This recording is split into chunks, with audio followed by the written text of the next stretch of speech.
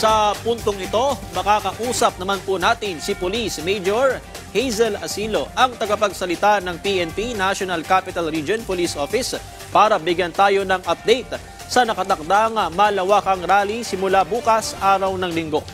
Magandang gabi po, Major Asilo. Si Patrick De Jesus po ito, kasama si Clazel Pardilla ng Ulat Bayan Weekend. Magandang hapon po or magandang gabi po, Sir Patrick and Ma'am Clazel, at sa ating mga taga-subaybay, magandang gabi po.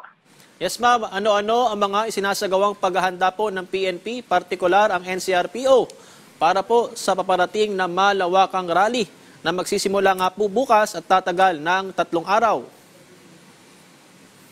Yes po, kami po ay nakahanda na, matagal na pong nakalatag ang ating security plan at tuloy-tuloy po yung ating coordination meetings, inspections at briefing sa lahat ng unit. Nakafocus po tayo sa kaligtasan ng publiko at maayos na daloy ng activities. Ganun din po yung ating pagrespeto sa karapatang pantao, sa kanilang karapatang magpahayag ng kanilang mga pananaw, at syempre ang maximum tolerance. Naka-full alert status na po ang inyong PNP para po sa mabilis na response at malinaw na ugnayan sa atin po sa ground.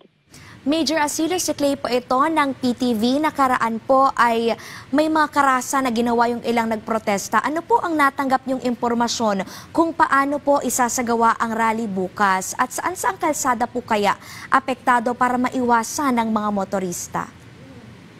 Magtitipon po sa mga pangunahing lugar ang ating mga kababayan gaya po sa Quirino Grandstand at sa bahagi po ng EDSA.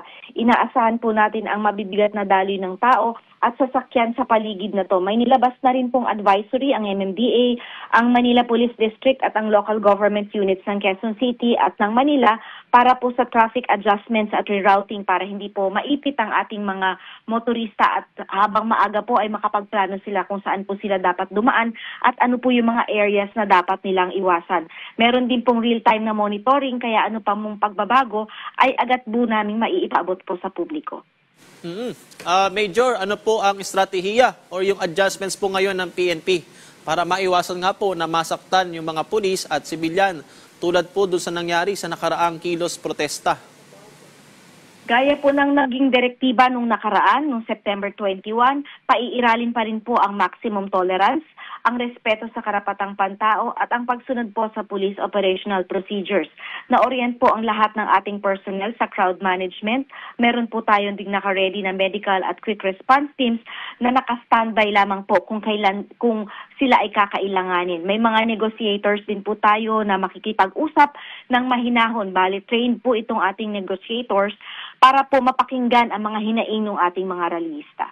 Major, 3 araw po tatakbo ang rally. Gaano po kasapat ang bilang ng mga pulis o magsasagawa po ba tayo ng mga augmentation galing sa mga kalapit na probinsya? Sapat naman po yung ating puwersa. Meron po tayong sa ngayon na 16,863 na pulis na i-assign po natin sa iba't ibang location dito sa Metro Manila na pagdarausan ng mga pagtitipon. Mula po sa NCRPO ay nasa higit 9,000 yung ating ipapakalat at mula din naman po sa augmented units natin mula po sa National Headquarters, sa SAF at iba pong regional offices is nasa mahigit 7,700 po yung kanilang ipinahiram na personnel para po siguraduhin na magiging sapat po yung ating mga personnel na nasa ground para po siguraduhin magiging maayos at peaceful yung mga pagtitipon na ito. Nakalatag po ang lahat at malinaw po ang kanilang roles para sa 3 araw na aktibidad.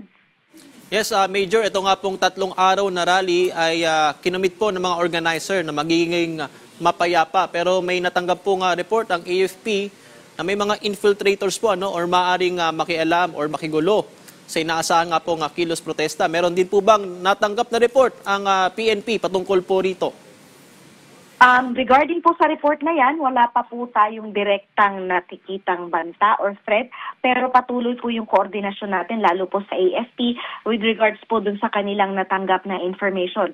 Pero ang kami naman po ay may naka-ready na quick reaction teams, meron po tayong SWAT, at ganun din po yung iba pa natin mga units na trained kung sakali man po na magkaroon ng mga ibang eventualities na mga maaari po na magkaroon ng hindi inaasahan natin sa 3 araw na ito na pagtitipon. Ma'am, ano na lamang po ang panawagan natin sa publiko, partikular na po sa mga makikilahok sa rally? Pakiusap po namin sa lahat, makilahok po tayo ng payapa, sumunod po tayo sa mga lawful na instruction ng inyong PNP, ng inyong kapulisan, at iwasan po natin ng anumang kilos na pwedeng magdulot ng abala or tensyon. Ang kapulisan niyo po ay naroon para tsaking ligtas kayong lahat at umaasa po kami sa kooperasyon ng publiko para po maging maayos ang buong 3 araw na pagtitipon na ito. At asahan po ninyo ng NCRPO ay patuloy na maghahatid ng serbisyong mabilis, tapat at nararamdaman. Okay, maraming salamat po, Police Major Hazel Asilo, ang tagapagsalita ng PNP NCRPO.